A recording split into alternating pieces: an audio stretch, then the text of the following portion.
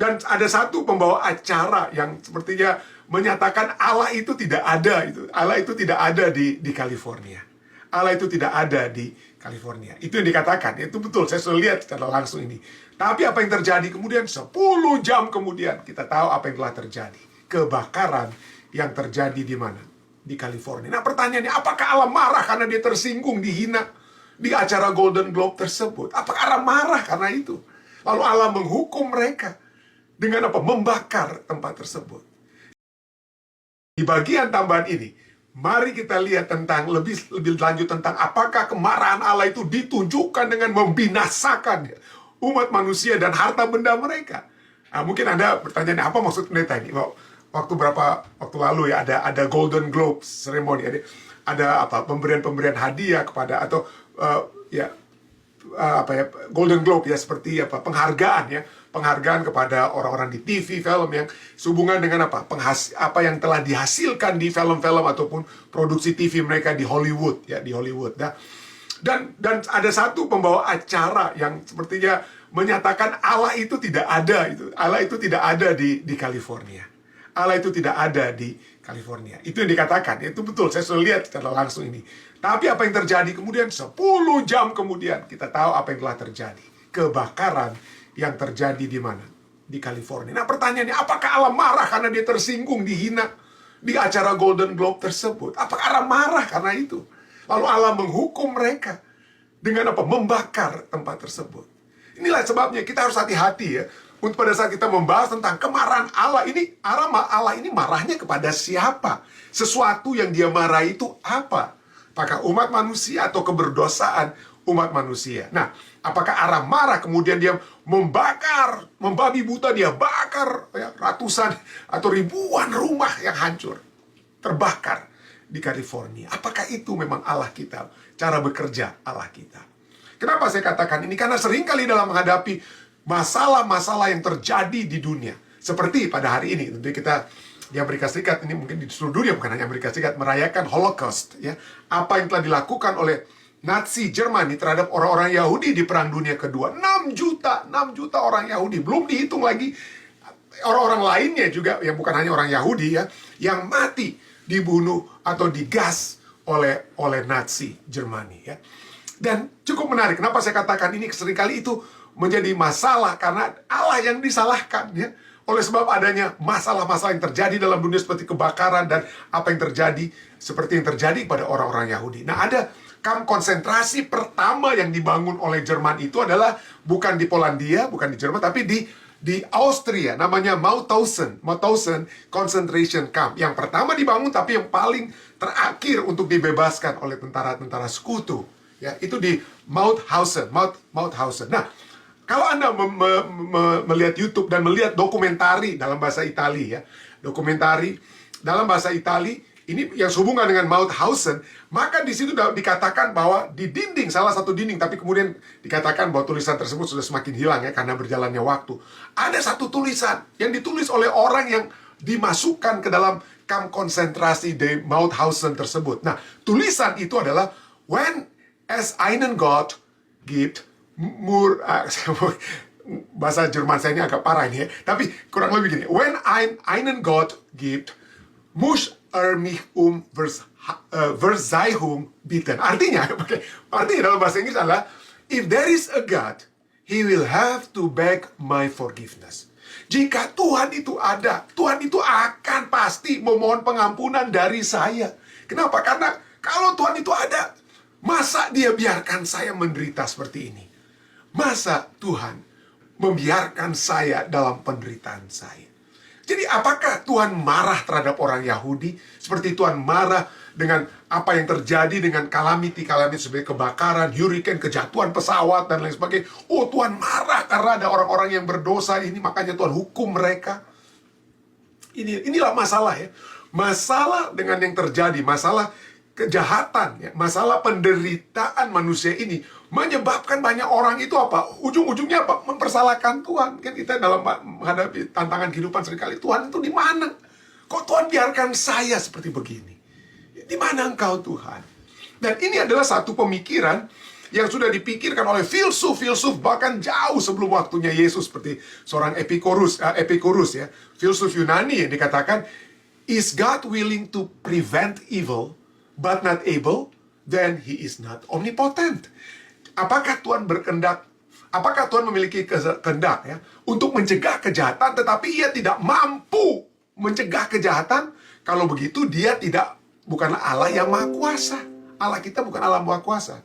Yang kedua, apakah dia mampu? Is he able but not willing? Apakah dia mampu tetapi tidak mau? Tuhan kita tidak mau. Kalau begitu, kalau dia mampu untuk mencegah kejahatan dan dia tidak mau, berarti Tuhan itu jahat. Dikatakan ya, berarti Tuhan itu jahat. Then he is malevolent, dia jahat. Is he both able and willing? Kalau Tuhan kita itu mampu dan juga mau, kalau begitu, kalau Tuhan itu mampu dan juga dia mau untuk mencegah kejahatan, kalau begitu dari mana itu datangnya apa? Kejahatan. Dan berikutnya, pertanyaan filsafat dari Epicurus dikatakan, apakah dia tidak mampu dan tidak mau? Kalau begitu, mengapa dia disebut Tuhan? Mengapa dia disebut Allah? Jadi sekali lagi ya, pertanyaan tentang evil, the problem of evil, masalah kejahatan, masalah penderitaan umat manusia itu sering menyebabkan orang itu tidak mempercayai Tuhan. Banyak orang Yahudi, saudara. Banyak orang Yahudi yang setelah mereka keluar dari kamp konsentrasi, mereka bilang, di mana itu Tuhan? Di mana itu Tuhan? Tuhan yang dipersalahkan. Tuhan yang selalu dipersalahkan. Dan Tuhan tahu ini dia. Allah kita mengetahui ini dia.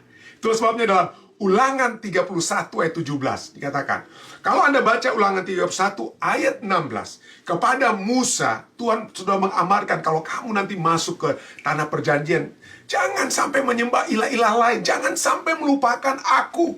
Ya. Kalau kamu melupakan aku, maka ada konsekuensi. Perlindungan itu tidak bisa aku paksakan kepadamu. Kalau kamu minta perlindungan kepada ilah-ilah, kepada Baal-Baal, kepada hal-hal yang bukan Allah yang sesungguhnya, maka kamu tidak akan dapat. Jangan sampai kamu melupakan aku. Itu di ayat 16 ya. Ayat 17 ini dikatakan, pada waktu itu, tapi pada saat itu dikatakan, mereka akan apa? Melupakan Tuhan. Ya. Pada itu mereka akan melupakan Tuhan. Dan apa yang terjadi? Ayat 17 ini dikatakan, pada waktu itu murkaku akan menyala-nyala terhadap mereka. Nyala mereka ya. Aku akan meninggalkan mereka dan menyembunyikan wajahku terhadap mereka, sehingga mereka termakan habis dan banyak kali ditimpa malapetaka serta kesusahan. Maka pada waktu itu mereka akan berkata, bukankah malapetaka ini menimpa kita? Oleh sebab Allah kita tidak ada di tengah-tengah kita. Jadi mereka dengan kata lain persalahkan Tuhan. Is it not because God is not with us? Ini kita lihat ini.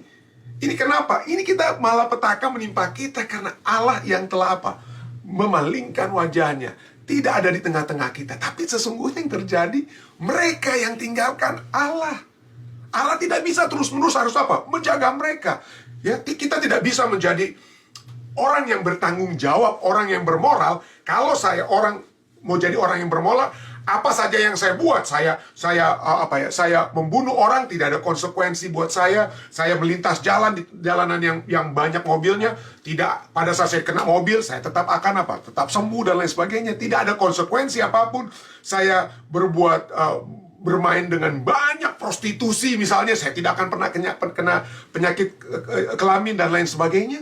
Kalau kenapa? Karena Allah yang terus-menerus membebaskan kita dari semua masalah kita. Kalau itu terjadi, apa kira-kira kita dapat bertumbuh secara moral? Jadi kadang-kadang Allah harus apa? Allah harus melepaskan penjagaannya. Allah harus melepaskan penjagaannya dalam kemahatauannya. Itu dapat terjadi supaya kita dapat apa? Menyadari, tanpa Allah kita ini masalah. Tanpa Allah kita mendapatkan apa? Masalah. Jadi kadang-kadang Allah dalam kemahatauannya harus meninggalkan kita supaya kita dapat apa? Disadarkan. Ya. Supaya kita dapat mencari Dia, berteriak mencari Dia. Jadi kita sudah baca ayat 17 ya.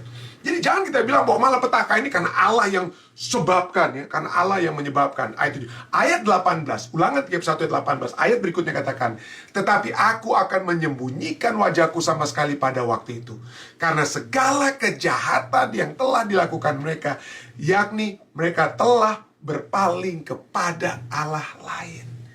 Jadi Allah tidak punya pilihan ya, tidak punya pilihan. Kalau kita memilih keduniawian, kita memilih kejahatan, maka Allah tidak memaksakan kebaikannya itu untuk terus-menerus terjadi kepada umat manusia. Kalau kita memiliki wajah Allah yang dapat kita tatap, dengan kata lain, maka kekuatan damai surga itu akan menjadi bagian kita. Wajah Allah itu yang terlihat, ya. Maka pada saat kita bicara tentang wajah Allah yang terlihat dan lain sebagainya, itu adalah dalam bentuk, kita sudah pernah lihat waktu lalu, itu adalah antropomorfis. Antropomorfis artinya metafora manusia, ya, metafora manusia yang mana artinya adalah mengaitkan Allah dengan ciri-ciri atau karakteristik manusiawi agar kita dapat memahami siapa dia dan apa yang dia lakukan. Siapa Allah dan apa yang dia lakukan seringkali kita harus jelaskan dari sudut pandang manusia yang dapat kita mengerti, ya. Makanya digunakanlah bahasa-bahasa manusia seperti Allah, wajah Allah yang terlihat atau tidak terlihat. Tapi itu adalah gambaran tentang satu karakter Allah atau tindakan Allah. Misalnya, ya, wajah yang kelihatan itu adalah bahasa untuk menyatakan ada berkat Allah. Itulah sebabnya dalam Bilangan 6 ayat 24-26 sering kita nyanyikan, kita sering dengar ini, ya. Dikatakan Tuhan memberkati engkau dan melindungi engkau. Tuhan menyinari engkau dengan wajahnya. Dia menyinari kita dengan wajahnya dan memberi engkau kasih karunia. Tuhan menghadapkan wajahnya kepadamu dan memberi engkau damai sejahtera. Bersama dengan Allah di tengah masalah kehidupan sekalipun, kita tetap dapat memiliki apa? Kasih karunia. Kita tetap memiliki damai. Kalau kita dapat memandang wajah Allah, memiliki satu persahabatan dengan Allah, kita mendapatkan berkat pada saat kita melihat wajah Allah. Wajah Allah itu terlihat, dengan kata lainnya, pengampunannya, kasih karunia-Nya, damai sejahteranya. Tapi bagaimana dengan wajah Allah yang tersembunyi, ya? Kalau wajah yang kelihatan artinya berkat dalam Bilangan tadi, wajah Allah yang tidak kelihatan, yang tersembunyi, itu adalah penghukuman, keadilan Allah. Keadilan bukan karena Allah yang ingin senang sekali menghukum kita, tapi dalam kasih-Nya dia tahu bahwa penghukuman itu dapat menjadi seperti apa? Satu disiplin, ya. Satu disiplin atau membawa kepada satu kebaikan, ya. Membawa kepada satu kebaikan. Ulangan 31:17 tadi kita sudah lihat, ya. Pada waktu itu murkaku akan bernyala-nyala terhadap mereka. Aku akan meninggalkan mereka dan menyembunyikan wajahku terhadap mereka, sehingga mereka termakan habis dan banyak kali ditimpa malapetaka serta kesusahan, sampai akhirnya mereka apa? Dapat sadar, ya, menyadari kesalahan mereka. Malapetaka bukan berarti Tuhan yang menyediakan malapetaka, bukan, ya. Pada saat dunia dijadikan, segala sesuatunya itu baik. Tapi dosa yang menyebabkan malapetaka, dosa menyebabkan begitu banyak sekarang bencana alam yang terjadi karena sudah kacau balau. Tidak ada lagi keseimbangan, manusia yang mau seenaknya dan lain sebagainya, ya. Sehingga itu yang terjadi. Tapi sekarang yang Allah lakukan tinggal apa? Melepaskan, ya, melepaskan penjagaannya, melepaskan apa? Penyertaannya, karena manusia tidak mau dijaga, karena manusia tidak mau disertai lagi oleh Allah. Itulah sebabnya ini seringkali terjadi pada saat manusia yang lari jauh dari Allah, seperti Raja Daud. Raja Daud dalam Mazmur 13 ayat 2, dia pada saat dia berada bersama dengan Allah enak sekali, tapi ada saat-saat tertentu dia tidak mau bertanya kepada Allah. Dia tidak bertanya kepada Allah, gimana nih, boleh nggak saya ini mau melihat ini Batsheba dan lain sebagainya. Dia nggak bertanya kan kepada Allah seperti itu. Dan seringkali nilaikan, berapa lama lagi dia katakan, kerinduannya adalah agar supaya tidak jauh dari Allah, tapi selalu dapat memandang Allah. Berapa lama lagi Tuhan kau lupakan aku terus-menerus? Berapa lama lagi kau sembunyikan wajahmu terhadap aku? Dia menunjukkan pertobatannya, kerinduannya untuk mencari siapa? Untuk mencari Allah. Tapi itulah, ya, dalam kehidupan manusia, seringkali kita menyalahkan Allah. Bukankah malapetaka ini menimpa kita oleh sebab Allah? Jadi Allah yang disalahkan, ya. Padahal sebenarnya itu adalah manusia yang melupakan Allah, namun Allah yang disalahkan. Jadi coba kita lihat, pada saat manusia itu diciptakan, pada saat alam ini dijadikan, semuanya baik, saudara. Semuanya baik. Manusia diperintahkan untuk menjaga. Tapi setelah dosa datang, apa yang terjadi? Manusia mengacau balaukan keadaan yang terjadi, baik dari hubungan sosial dan juga dari segi lingkungan, ya. Manusia merusakkan lingkungannya sendiri, saudara. Dan coba mari kita lihat di sini, cukup menarik ya. Manusia menyalahkan Allah untuk sesuatu yang kita buat sendiri terhadap sesama kita dan terhadap lingkungan kita. Dalam Kejadian 9 setelah terjadinya air bah. Mari kita lihat ini masalahnya di sini ya. Apa yang manusia buat bukan karena Allah, tapi manusia buat sendiri ya. Kejadian 9 ayat 15, kita lihat bagaimana setelah Nuh keluar dari bahtera ya, setelah semuanya itu selesai ya. Maka disebutkanlah adanya perjanjian antara Allah dan Nuh. Apa yang dikatakan oleh Allah? Maka aku akan mengingat perjanjianku yang telah ada antara aku dan kamu, Allah berkata kepadamu, sehingga segenap air tidak lagi menjadi air bah untuk memusnahkan segala yang hidup. Tidak akan lagi ada penghukuman Tuhan melalui air bah. Dan ini kemudian sebelumnya juga Tuhan katakan dalam Kejadian 8 ayat 21. Berfirmanlah Tuhan dalam hatinya. Apa yang kemudian dia juga sanggup nyatakan kepada Nuh kemudian ya. Tapi mulai Tuhan berfirmanlah Tuhan dalam hatinya. Aku tidak takkan mengutuk bumi ini lagi karena manusia. Tuhan tidak lagi akan mengutuk bumi karena manusia. Sekalipun yang ditimbulkan hatinya adalah jahat dari sejak kecilnya. Aku tidak akan membinasakan lagi segala yang hidup seperti yang telah kulakukan. Jadi aku tidak akan membinasakan apa? Aku tidak akan membinasakan lagi. Ya. Nah, ini sepertinya kabar baik, saudara ya. Wah, baik betul nih Tuhan, dia tidak akan membinasakan lagi ya. Kabar baik atau kabar buruk? Kalau waktu air bah, Tuhan yang apa? Tuhan yang menghukum. Ya, Tuhan yang menghukum karena kejahatan mereka, tapi Tuhan sudah memberikan apa? Kasih karunia 120 tahun diberikan kepada Musa untuk mengajak umat-umat manusia bertobat ya. Tuhan tidak pernah menghukum tanpa memberikan kasih karunia-Nya atau panggilan untuk bertobat. Tidak pernah. Dalam Alkitab sebelum sebelum penghakiman ada kesempatan demi kesempatan demi kesempatan yang diberikan. Tapi mereka tolak. Akhirnya hanya 8 yang menerima masuk ke dalam bahtera. Tapi Tuhan katakan, aku tidak akan lagi membinasakan mereka. Seperti yang kulakukan. Kalau demikian ya. Kalau ini adalah kabar baik atau kabar buruk, kalau kita lihat, kalau bukan Allah yang akan membinasakan manusia, siapa yang akan membinasakan? Siapa yang akan menyebabkan masalah yang terjadi dalam dunia saat ini? Ya. Kuasa membinasakan ada sekarang pada manusia. Dan ini kita lihat, sejarah manusia menyatakan bahwa ada 200.000 orang yang mati di Hiroshima dan Nagasaki oleh 2 bom atom yang Allah buat, yang dibuat oleh manusia. Ada 6 juta orang Yahudi. 6 juta orang Yahudi yang dibunuh oleh Nazi Germany. Allah yang buat? Bukan. Kejahatan manusia yang membenci sesama. Kejahatan manusia yang berpikir bahwa mereka dapat menjadi hakim yang menghukum mati satu ras, satu bangsa, saudara. Satu ras atau satu bangsa. Kadang-kadang Tuhan dapat melepaskan, kadang-kadang dia akan terus menjaga umat-umat manusia. Dia proteksi mereka. Tapi ada akhirnya, pada saat kejahatan manusia itu seperti di zaman Nuh, genap. Kejahatan manusia itu genap, sudah penuh. Tidak ada yang lain dapat Tuhan biarkan. Selain dia harus apa? Kasihnya itu harus apa? Diganti oleh keadilannya, penghukumannya. Demikian juga dengan orang-orang Kanaan. Kejadian 15 ayat 16 kita sudah lihat bagaimana Tuhan berfirman kepada Abraham ya, kamu akan pergi ke pembuangan, tapi kamu akan kembali ke Kanaan setelah 400 tahun. Dan apa yang terjadi? Kamu akan menghalau bangsa ini. Bangsa-bangsa Kanaan itu harus kalian hukum. Ya. Dan dinubuatkan dalam Kejadian 15:16. Tetapi keturunan yang keempat akan kembali ke sini. Sebab sebelum itu, sebelum keturunan keempat daripada Abraham kembali dari Mesir ke tanah Kanaan, sebelum itu kedurjanaan orang Amori, kedurjanaan orang-orang Kanaan itu belum genap. Jadi ada saat tertentu di mana penghukuman Allah, keadilan Allah itu terjadi karena kejahatan manusia itu sudah menjadi genap. Sudah penuh, saudara. Tidak bisa lagi dipanggil. Seperti kepada Nuh 120 tahun diberikan kesempatan sampai kejahatan mereka itu menjadi genap.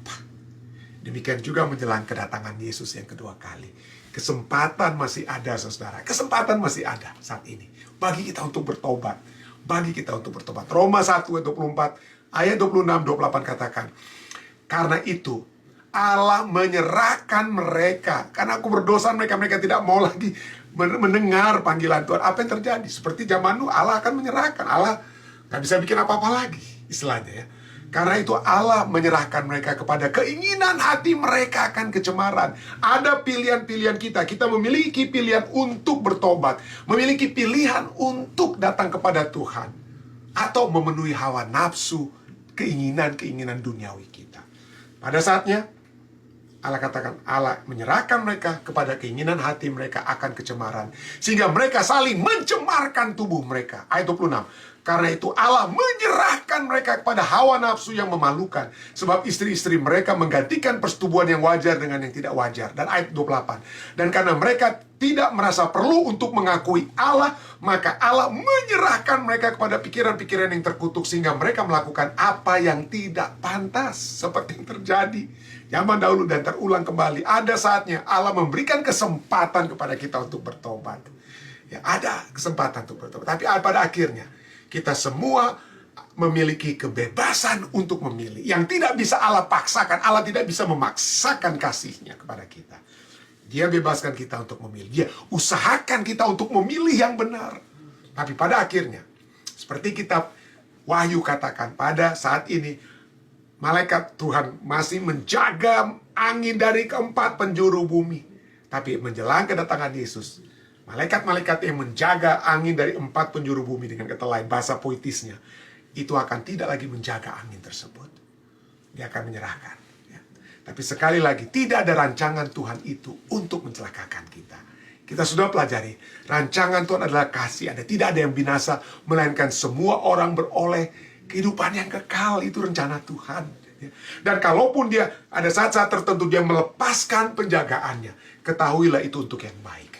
Untuk yang terbaik. Kalau itu terjadi kepada diri kita, ya, kita yang dalam berbuat jahat, kita yang gelojo, kita yang ingin memuaskan hawa nafsu kita, Tuhan sabar supaya kita tidak sakit. Tapi ada saatnya mungkin Tuhan bilang, aduh, gimana caranya supaya saya dan Anda itu dapat apa? Dapat bertobat, dapat sadar, dapat melakukan yang terbaik daripada hanya memenuhi keinginan hawa nafsu kita. Kadang-kadang Allah apa? Lepaskan. Tapi ketahuilah, pada saat Allah melepaskan sekalipun, itu adalah untuk kebaikan. Adalah untuk kebaikan. Pada saat dia melepaskan proteksi atau penjagaannya. Kenapa? Karena dia marah bukan kepada kita. Dia marah kepada kesalahan, pelanggaran kita, dosa-dosa kita. Dan jika dosa-dosa kita itu harus kita terima akibat daripada konsekuensi dari dosa itu, ketahuilah, itu adalah untuk hal yang baik. Roma 8 ayat 28 katakan, kita tahu sekarang bahwa Allah turut bekerja dalam segala sesuatu untuk mendatangkan kebaikan bagi mereka yang mengasihi Dia, yaitu bagi mereka yang terpanggil sesuai dengan rencana Allah. Umat-umat pilihan Allah yang sudah terpanggil, seringkali kita masih jatuh-jatuh juga. Ya, kita mengikuti hawa nafsu kita. Tapi kalaupun Allah melepaskan penjagaannya, itu untuk mendatangkan kebaikan kepada kita. Kiranya kita menyadari bahwa kemarahan Allah itu bukan kepada kita secara pribadi, bukan supaya Dia senang karena kita dapat dihukum oleh sebab kita telah menyakiti Dia. Tapi Dia marah terhadap pelanggaran kita. Mau supaya kita bertobat. Kiranya ini dapat menjadi bagian kita semua. Saya bawa ini dalam nama Yesus.